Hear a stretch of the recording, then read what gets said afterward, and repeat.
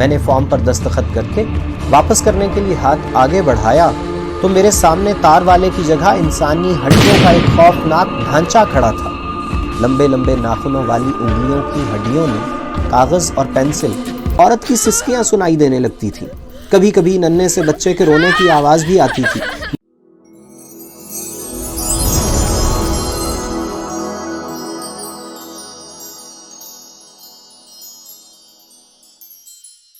ایک روز میں چند فائلیں لے کر وزیر اعلیٰ کے پاس گیا تو انہوں نے میرے مکان کا مسئلہ چھیڑ دیا۔ باتوں باتوں میں معلوم ہوا کہ کٹک کی سول لائنز میں ایک کوٹھی ہے جو سالہ سال سے غیر آباد چلی آ رہی ہے۔ جب کبھی کوئی کوٹھی میں رہائش اختیار کرتا ہے تو چند ہی روز میں چھوڑ کر چلا جاتا ہے، کیونکہ اس گھر کے متعلق مشہور ہے کہ یہ آسیب زدہ ہے۔ وزیر اعلیٰ صاحب نے کہا کہ اگر تم وہمی طبیعت کے مالک نہیں ہو تو بڑی خوشی سے اس بنگلے کو آزما کر دیکھ لو۔ میں کلب میں ایک کمرے کی گھٹن سے تنگ آیا ہوا تھا، اس لیے میں نے فوراً حامی بھر لی اور سول لائنز کی کوٹھی نمبر 18 میرے نام الاٹ ہو گئی۔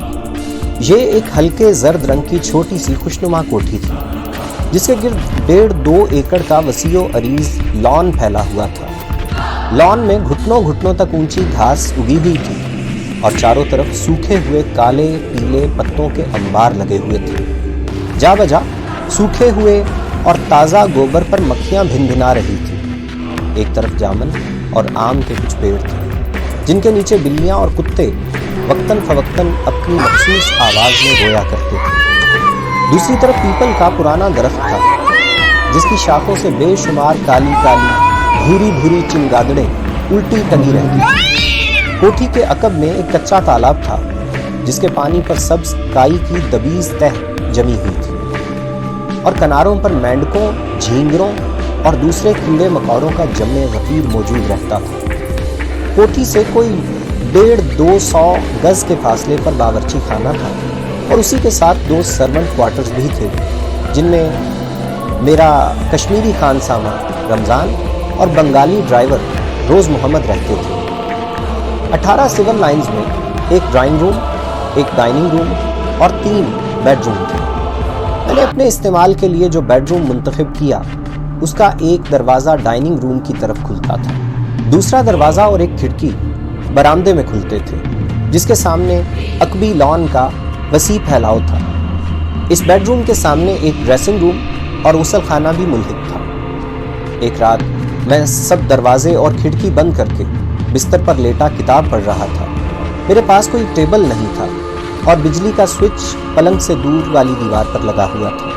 11 بجے کے قریب میں نے کتاب بند کر کے تپائی پر رکھی اور بجلی بجھانے کے لیے اٹھنے لگا تھا کہ پیتل کا سوئچ کھٹاک سے بجا اور بجلی آپ بجھ گئی۔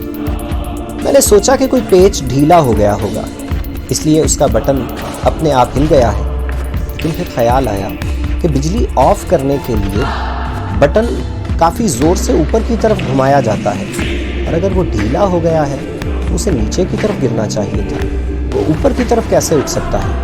میں یہ سوچ ہی رہا تھا کہ سوئچ پھر کھٹ سے بجا اور بجلی آن ہو گئی۔ ساتھ ہی ڈرائنگ روم والے بند دروازے پر 3 بار دھیمی سی دستک ہوئی، جیسے کوئی انگلی بند کر کے اس کے جوڑ سے دروازہ کھٹکھٹا رہا ہے۔ میں نے ڈرتے ڈرتے اٹھ کر دروازہ کھولا تو ڈرائنگ روم بالکل خالی تھا، البتہ صوفے کے قریب سفید رنگ کا ایک چھلا ضرور نظر آیا جو دیکھتے ہی دیکھتے فضا میں تحلیل ہو گیا۔ اس چھلے کی حیت کچھ اس طرح کی تھی جس طرح سگریٹ کا کش لے کر دھوئیں کے رنگ بنائے جاتے ہیں۔ جس جگہ یہ چھلا ہوا میں معلق تھا وہاں پر انگریزی پرفیوم اور حنا کے عطر کی ملی جلی خوشبو پھیلی ہوئی تھی۔ اب یہ روز کا معمول ہو گیا تھا کہ ادھر میں کتاب بند کرتا، ادھر بجلی خود بخود کھٹ سے بجھ جاتی، دروازے پر دستک بھی بدستور ہوتی تھی اور ہر بار دھوئیں کا چھلا پہلے کی نسبت بڑا نظر آتا تھا اور خاصی دیر تک غائب رہتا تھا۔ ایک رات میں اپنے بیڈ روم میں آیا تو میرے سلیپر غائب تھے۔ کافی دیر ڈھونڈتا رہا لیکن نہ ملے، لیکن جب میں بستر پر لیٹا تو تکیے میں سے چرمر چرمر کی آواز آئی۔ اٹھ کر دیکھا تو دونوں سلیپر تکیے کے غلاف میں پڑے تھے۔ سلیپر پہن کر منہ ہاتھ دھونے باتھ روم گیا तो साबनदानी गायब थी। वापस आकर बिस्तर पर लेटा तो साबनदानी भी गिलाफ में से बरामद हुई। साबनदानी गुसल खाने में रखकर दोबारा कमरे में आया। तकिए पर बिस्किटों का डिब्बा खुला पड़ा था जो मेरे बेडरूम की अलमारी में रखा रहता था। 2-3 बिस्किट बाहर गिरे हुए थे। मैंने उन बिस्किटों को उठाकर खा लिया और डिब्बा अलमारी में रखकर पलंग की तरफ मुड़ा तो देखा कि तकिए पर सिगरेट केस खुला हुआ रखा है जो ड्राइंग रूम की मेज पर मेहमानों के लिए पड़ा रहता था। अपनी ऑटोमेटिक सर्विस एजेंसी की इस दिल्लगी पर मुझे हंसी आ गई। मैं सिगरेट पीता तो नहीं था, लेकिन सोचा कि अपने नादीदा बामजाक खिदमत गुजार का दिल खुश करने के लिए आज सिगरेट नोशी में कोई हरज नहीं। चुनांचे मैंने एक सिगरेट मुंह में रखा और माचिस जलाई। दिया सिलाई का सुलगना था कि सिगरेट मेरे होंठों से खींचकर दूर जा पड़ा। साथ ही ड्राइंग रूम वाले दरवाजे पर वही मखसूस दस्तक हुई। मैंने उठकर दरवाज़ा खोला तो करीब ही रेशम के कपड़े की सरसराहट सुनाई दी। फिर सफ़ेद धुएं का हल्का तकरीबन निस्फ कमरे में फैल गया। सारे कमरे में धीमी धीमी खुशबू की फुहार सी बरस रही थी और फ़ज़ा में कुछ इस तरह का इर्तियाश लर्ज़ां था जैसा कि फवारा चलने से महसूस होता है। उन दिनों मुझे मौसीकी का शौक़ था और असराज बजाने में कुछ रियाज भी किया करता था। मैंने ड्राइंग रूम की बत्ती जलाई तो मेरी असराज सोफे के करीब कालीन पर यूं पड़ी थी जैसे अभी अभी किसी ने वहां लाकर रखी हो। मैं बगैर सोचे समझे फर्श पर बैठ गया और असराज बजाने लगा, लेकिन तार बिल्कुल डेड थे। उनमें से कोई आवाज़ बरामद न हुई। चंद लम्हे एक अजीब सा बोलता हुआ सन्नाटा रहा। फिर अचानक एक जोर का धमाका हुआ जैसे कमरे में बारूद से भरा हुआ गोला फट गया हो। सफ़ेद धुएं का हल्का मकड़ी के जाले के तारों की तरह टूटकर रेजा रेजा हो गया और उसके टुकड़े हवा में इस तरह कपकपाने लगे जिस तरह बादल की लड़ी का अक्स पानी की मुतलातम लहरों में टूट टूट कर लहराता है। साथ ही बिल्कुल बंद कमरे में चारों तरफ से पत्थरों और ईंटों की बारिश शुरू हो गई।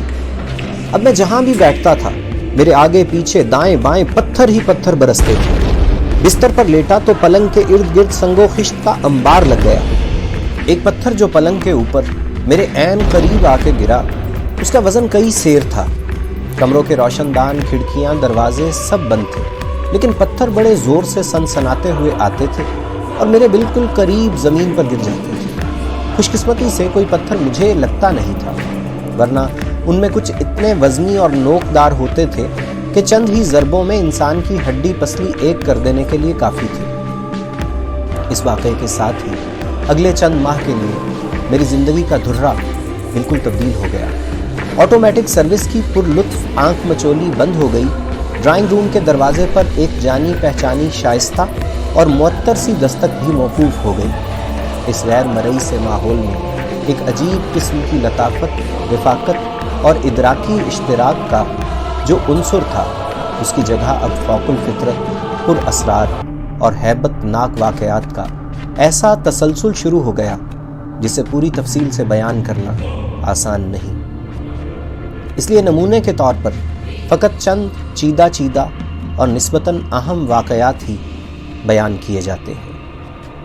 मेरा कश्मीरी मुलाजिम और बंगाली ड्राइवर रोज़ मोहम्मद उमूमन रात के 10 साढ़े 10 बजे काम काज से फारिग होकर अपने क्वार्टरों में चले जाते थे, जो किचन के साथ कोठी से 200 गज़ के फासले पर वाक़े थे।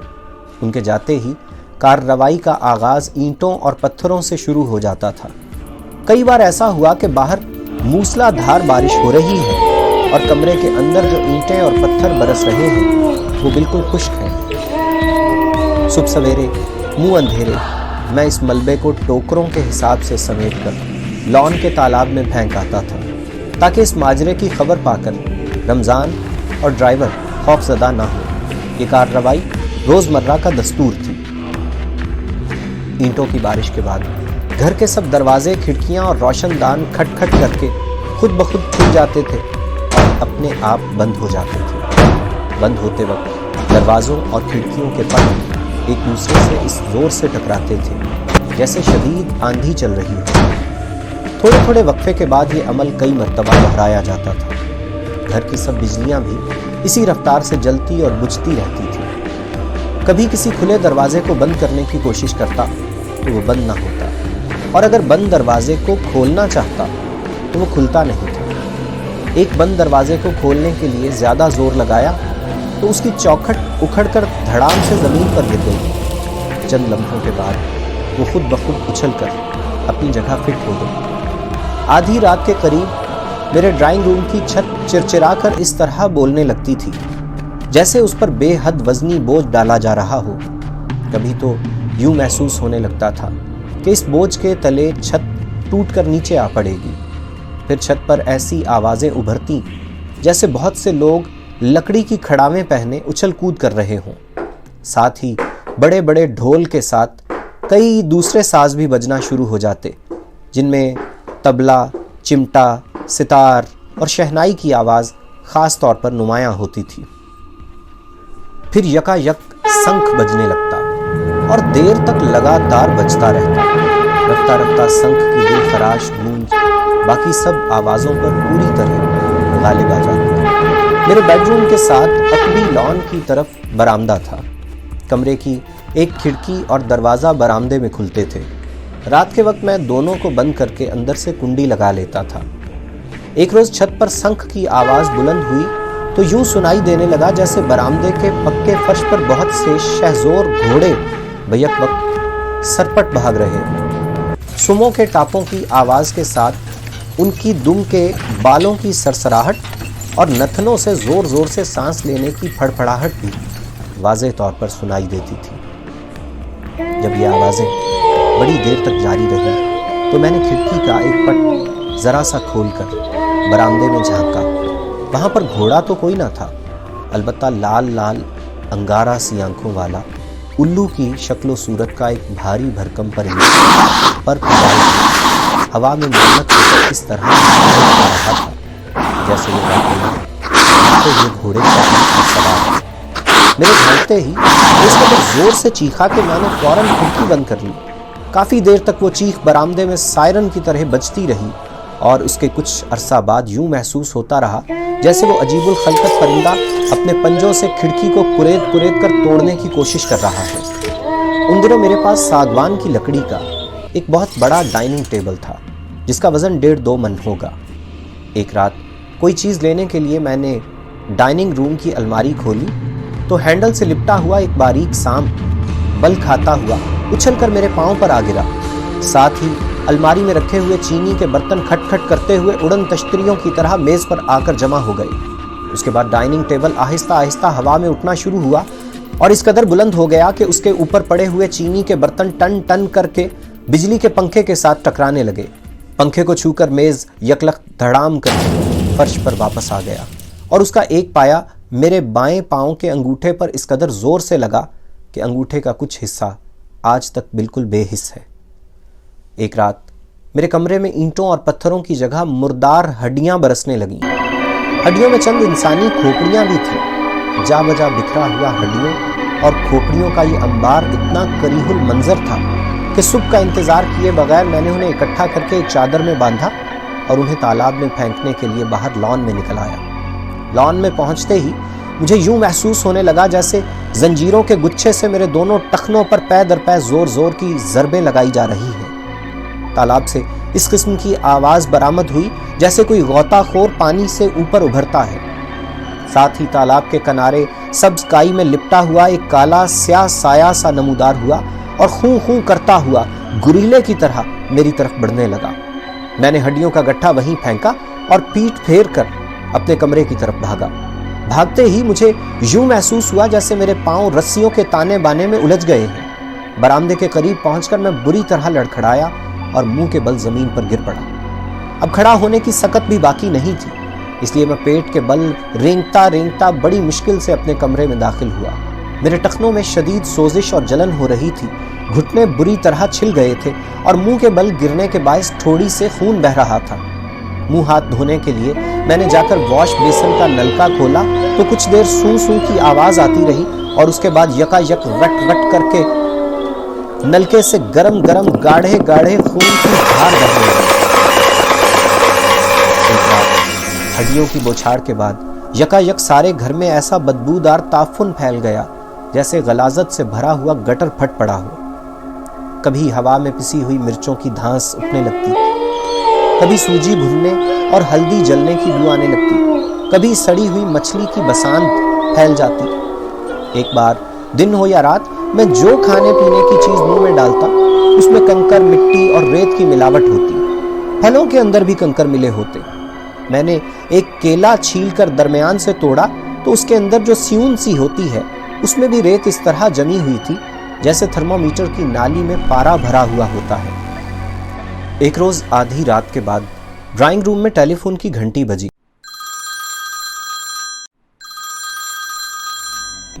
ड्राइंग रूम में जाने के लिए मैंने दरवाज़ा खोला तो वो आधा खुलकर ज़ोर से बंद हो गया। मैं जितना ज़ोर लगाता था दरवाज़ा थोड़ा सा खुलता था और फिर लोहे के स्प्रिंग की तरह उचटकर बंद हो जाता था। आखिर मैंने अपना कंधा दरवाजे के साथ जोड़कर पूरी कुव्वत से ज़ोर लगाया तो मेरा दबाव पड़ने से पहले ही दोनों पट आराम से खुल गए और मैं ज़ोर में भरा हुआ लड़खड़ाता हुआ पहले एक कुर्सी से टकराया और फिर धड़ाम से कालीन पर जा गिरा। कालीन पर सफ़ेद चादर में लिपटी हुई इंसानी जिस्म की तरह कोई चीज़ लाश की तरह बेहिस्सो हरकत पड़ी थी। उसको छूते ही मैं तड़प कर उठा और बेडरूम में वापस आकर दरवाज़ा बंद कर लिया। टेलीफोन की घंटी 1.5-2 घंटे तक मुतवातिर बजती रही। एक रोज़ बड़ी तेज़ बारिश हो रही थी। रात के 2 बजे मेरे बेडरूम के बाहर लॉन में बाइसिकल की घंटी बजी और फिर आवाज़ आई, तार वाला, तार वाला। मैंने दरवाजे की दरार से झांका तो वाकई बाहर तार वाला ही खड़ा था। उसने खाकी वर्दी पहनी हुई थी, सर पर झालर वाली खाकी पगड़ी भी थी, गले में चमड़े का थैला लटका हुआ था और वो सुर्ख मड गार्ड वाले बाइसिकल के साथ टेक लगाए खड़ा था। उस माहौल में एक जीते जागते इंसान को अपने लॉन में देखकर मेरा दिल बड़ा मुतमईन हुआ। मैं खुशी खुशी दरवाज़ा खोलकर बरामदे में आ गया। तार वाले ने मुझे सलाम किया, अपनी पगड़ी में कान के ऊपर ठोसी हुई पेंसिल निकाली और थैले से तार की रसीद का एक फॉर्म निकालकर मुझे दिया। मैंने फॉर्म पर दस्तखत करके वापस करने के लिए हाथ आगे बढ़ाया तो मेरे सामने तार वाले की जगह इंसानी हड्डियों का एक खौफनाक ढांचा खड़ा था। लंबे लंबे नाखूनों वाली उंगलियों की हड्डियों ने कागज़ और पेंसिल मेरे हाथ से झटका देकर खींच ली और ढांचे का जबड़ा किट-किट करके इस तरह दांत बजाने लगा जैसे ज़ोर ज़ोर से हंसने की कोशिश कर रहा हो। और मैं सर पर पांव रखकर भागा और कमरे का दरवाज़ा बंद कर लिया। उसके बाद काफ़ी देर तक बरामदे के पक्के फर्श पर हड्डियों के कटकने और दरवाजे पर नाखूनों से खरूंचे मारने की आवाज़ आती रही। इस किस्म के कुछ कहे और बहुत से अनकहे वाक़यात रात को 10:30 या 11 बजे शुरू होते थे और सुबह के ठीक 3 बजे खुद ब खुद बंद हो जाते थे। मेरे तवीलो अरीज लॉन की घास में बेशुमार मेंढकों और झींगरों का बसेरा था। शाम पड़ते ही उनके टर्राने की आवाज़ और पीपल के दरख्त पर उल्टी लटकती हुई चमगादड़ों की चीख पुकार आसमान सर पर उठा लिया करती थी। लेकिन जैसे ही इन वाक़यात का तसलसल शुरू होता पूरे लॉन पर मुकम्मल सकूत छा जाया करता था। 3 बजे के करीब जब पहले मेंढक या झींगर या चमगादड़ की आवाज़ कान में पड़ती तो मैं भी सुख का सांस लेता कि चलिए आज की मंजिल तय हो। लेकिन रात के ये 4-4.5 घंटे तने तन्हा गुजारना बड़ा जान जोखों का काम था। मैं बड़ी आसानी से वो घर किसी भी वक्त छोड़ सकता था या ड्राइवर और खानसामा को कोठी के अंदर भी सुला सकता था या अपने दोस्त अहबाब में से किसी को हमराज बनाकर इस तजर्बे में शरीक कर सकता था। लेकिन मैंने ऐसा कोई इक़दाम न किया और अपनी ज़ात को जानबूझकर तने तन्हा कई महीने लगातार उस कर्बनाक अजाब में मुब्तला रखा। आज 34-35 बरस गुजरने के बाद भी मुझे अपने इस गैर मंतिकी रवैये की कोई माकूल वजह समझ में नहीं आती, सिवाय इसके कि गालिबन ये मेरी अना की अहमकाना ज़िद थी जिसने उन अजीबो गरीब वाक़यात के चैलेंज को कबूल करने पर इसरार किया। तफ्तीशो तजस्सुस के इस खारजार में मेरी तन्हा रवि महज शौकिया ही नहीं थी, बल्कि इसकी तह में गालिबन ये ख़तरा भी कार फरमा था कि किसी दूसरे की शराकत से कहीं भानमती का ये सारा खेल बिल्कुल ठप ही ना हो जाए। इसका बय्यन सबूत ये था कि जब तक मेरा मुलाजिम और ड्राइवर کوٹھی کے اندر موجود رہتے تھے، کسی قسم کا کوئی غیر معمولی واقعہ رونما نہیں ہوتا تھا۔ کارروائی کا آغاز ہی اس وقت ہوتا تھا جب وہ دونوں کام کاج سے فارغ ہو کر اپنے اپنے کوارٹروں میں چلے جاتے تھے۔ اس سارے عرصے میں میرا کشمیری ملازم رمضان اور بنگالی ڈرائیور روز محمد مجموعی طور پر ہر طرح کی ابتلا سے محفوظ رہے۔ فقط 2-3 بار ان کے ساتھ کچھ ہلکی سی چھیڑ خانی ہوئی۔ ایک رات رمضان اپنے کوارٹر کی کنڈی چڑھا کر اندر سویا ہوا تھا تو کسی نے اس کی چارپائی الٹ دی۔ ان دنوں بنگال بہار کے کچھ حصوں میں بڑے شدید ہندو مسلم فسادات ہو رہے تھے۔ رمضان نے یہ سمجھا کہ یہ بھی کسی ہندو کی شرارت ہے۔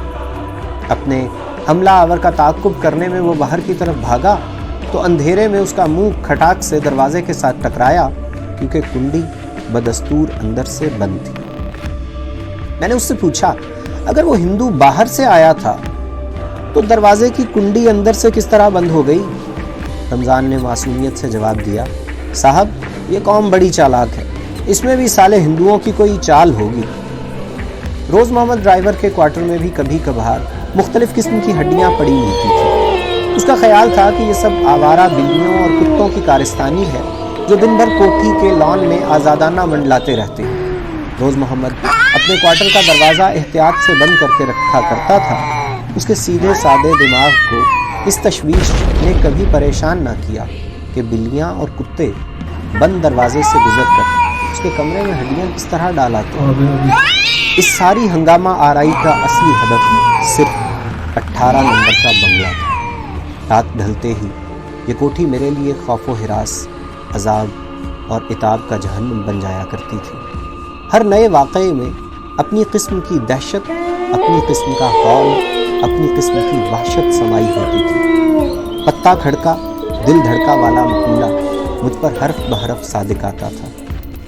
یوں تو رات بھر ڈر کے مارے میں بار بار پسینے میں شرابور ہی ہوتا رہتا تھا، لیکن کبھی کبھی میرے تن بدن پر خوف و ہیبت کی ایسی تھرتھری کپکپی اور بدحواسی چھا جاتی تھی کہ نبضیں بیٹھنے لگتی تھیں، دل دھڑکنے لگتا تھا اور دم گھٹ کر گلے میں کانٹے کی طرح پھنس جاتا تھا۔ اس وحشت ناک اور لرزہ خیز ماحول میں میرے پاس خود حفاظتی کا ایک اور صرف ایک ہتھیار تھا۔ وہ ہتھیار کلمہ طیبہ تھا، لا الہ الا اللہ محمد رسول اللہ۔ اگر 100 برس کا کافر اپنی آخری سانس میں ایمان لا کر صرف ایک بار یہ کلمہ پڑھ لے تو دوزخ کی آگ سے اس کی نجات ہو جاتی ہے۔ میری مصیبت تو دوزخ کے عذاب سے کہیں کم تھی۔ مشکل صرف یہ تھی کہ اب تک یہ کلمہ میں نے صرف حلق سے پڑھا تھا، دل سے پڑھنے کی توفیق نصیب نہیں ہوئی تھی اور نہ ہی شاید کبھی ضرورت پیش آئی تھی، لیکن خوف و ہراس کی شدت میں بڑا مجبور کن اثر ہوتا ہے۔ چنانچہ اب جو بے کسی اور بے بسی کے عالم میں کبھی مجھ پر سانپ گرتا، کبھی میرے پاؤں کا انگوٹھا بھاری میز کے تلے آ کر کچلا جاتا، کبھی فرش پر سفید چادر میں لپٹی ہوئی لاش سے ٹکر ہو جاتی، کبھی چھت چٹکنے لگتی، کبھی پتھر آتے، کبھی اینٹیں برستی، کبھی انسانی ہڈیوں کا ڈھانچہ سامنے کھڑا ہو کر دانت بجایا کرتا۔ اس طرح کے خوف کے دباؤ میں آ کر صرف زبان ہی سے نہیں بلکہ کبھی کبھی دل سے بھی کلمہ طیبہ کا ورد جاری ہو جاتا تھا۔ ان دنوں میرے پاس ایک چھوٹا سا جاپانی گرامو فون تھا جو چابی چڑھا کر بجایا جاتا تھا۔ ایک رات میں نے سہگل کا ایک پسندیدہ ریکارڈ سننے کے لیے گرامو فون کو چابی دی تو وہ آگے کی طرف گھومنے کے بجائے اسپرنگ کی طرح لچک کر پیچھے کی جانب لوٹ آئی۔ چابی خود ہی اپنے آپ سے چڑھی ہوئی تھی۔ میں نے گرامو فون پر ریکارڈ رکھ کر چلایا تو اس میں سے KL سہگل کے گانے کی جگہ عجیب و غریب خوفناک آوازیں آنے لگیں۔ کچھ آوازیں ایسی تھیں جیسے کسی کا گلا گھونٹا جا رہا ہو۔ بیچ بیچ میں عورت کی سسکیاں سنائی دینے لگتی تھیں۔ کبھی کبھی ننھے سے بچے کے رونے کی آواز بھی آتی تھی۔ میں نے ایک کاغذ پر کلمہ طیبہ لکھ کر گرامو فون پر رکھا تو فوراً یہ آوازیں بند ہو گئیں اور ریکارڈ کا اصل گانا بجنے لگا۔ اب میں کاغذ اٹھاتا تو خوفناک آوازیں شروع ہو جاتی، واپس رکھتا تو اصلی گانا بجنا شروع ہو جاتا۔ تجربے کے طور پر میں نے کلمہ طیبہ کا اردو ترجمہ لکھ کر بھی گرامو فون پر رکھا، لیکن کچھ اثر نہیں ہوا۔ کلمہ کے الفاظ کو رومن حروف میں لکھ کر رکھا تو بھی کوئی اثر نہیں ہوا۔ کلمہ طیبہ کی یہ تاثیر صرف عربی زبان میں تھی۔ کلمہ طیبہ کے علاوہ میں اپنی تقویت کے لیے آیت الکرسی، سورہ فلق، سورہ ناس کا ورد بھی اکثر کرتا رہتا تھا۔ ایک رات میرے گرد و پیش ہول و ہیبت کی فضا اپنے نقطۂ عروج پر پہنچی ہوئی تھی۔ انتہائی شکستگی، مایوسی، اضطراب اور اضطرار کے عالم میں میں نے قرآن شریف کھولا تو سورہ صافات نکلی۔ اس کی 182ویں آیت کا ایک ایک حرف میرے لیے آب حیات کا گھونٹ ثابت ہوا۔ خوف و ہراس کے ماحول میں جب کبھی میں نے اس سورت کی تلاوت کی، ہر بار تازہ زندگی اور تابندگی پائی۔ انجام کا راز یہ کھلا کہ 18-20 برس پہلے اسی گھر میں انڈین سول سروسز کا ایک اوباش افسر رہا کرتا تھا۔ شادی کا جھانسا دے کر اس نے الہ آباد میں کالج کی ایک طالبہ بملا کماری کو ورغلایا اور خفیہ طور پر اسے اپنے ساتھ کٹک لے آیا۔ شادی اس نے کرنی تھی، نہ کی۔ 7-8 ماہ بعد جب بملا کماری ماں بننے کے قریب ہوئی تو اس ظالم نے اس کا گلا گھونٹ کر اسے مار ڈالا اور اس کی لاش کو ڈرائنگ روم کے جنوب مشرقی کونے میں دفن کر دیا۔ اس وقت سے بملا کی نحیف و نزار ماں الہ آباد میں بیٹھی بڑی شدت سے اپنی بیٹی کی واپسی کا انتظار کر رہی تھی۔ اسی وقت سے بملا کماری بھی اس کوشش میں سرگرداں تھی کہ کسی طرح وہ اپنی ماں تک صحیح صورتحال کی خبر پہنچا سکے تاکہ انتظار کے اس کربناک عذاب سے اسے نجات حاصل ہو۔ اس کے علاوہ اس کی اپنی خواہش بھی تھی کہ اس کی ہڈیوں کا ڈھانچہ کھود کر باہر نکالا جائے اور اس کے دھرم کے مطابق اس کا کریا کرم کیا جائے۔ اس عرصے میں قاتل خود بھی مر چکا تھا اور اب بملا کی طرف سے پیغام پہنچانے کی ہر کوشش ناکام تھی۔ جس روز بملا کی ماں کو اصل صورتحال کی خبر ملی اور بملا کی بوسیدہ لاش کو چتا میں رکھ کر جلایا گیا، اسی روز 18 سول لائنز کی در و دیوار، سقف و فرش سے آسیب کا سایہ اس طرح سے اٹھ گیا جیسے آسمان پر چھائے ہوئے بادل یکایک چھٹ جاتے ہیں۔ اس رات نہ مینڈکوں کا ٹرانا بند ہوا، نہ جھینگروں کی آواز خاموش ہوئی، نہ پیپل کے درخت سے لٹکی ہوئی چمگادڑوں کا شور کم ہوا۔ صبح 3 بجے کے قریب اچانک فضا میں لا الہ الا اللہ کی بے حد خوش الحان صدا بلند ہوئی۔ ایسے محسوس ہوتا تھا کہ یہ آواز مشرق کے افق سے ابھرتی ہے، 18 سول لائنز کی کوٹھی کے اوپر قوس بناتی ہوئی گزرتی ہے اور مغرب کے افق کو جا کر چھوتی ہے۔ 3 بار ایسا ہی ہوا اور اس کے بعد اس مکان پر امن اور سکون کا طبعی دور دورہ از سر نو بحال ہو گیا۔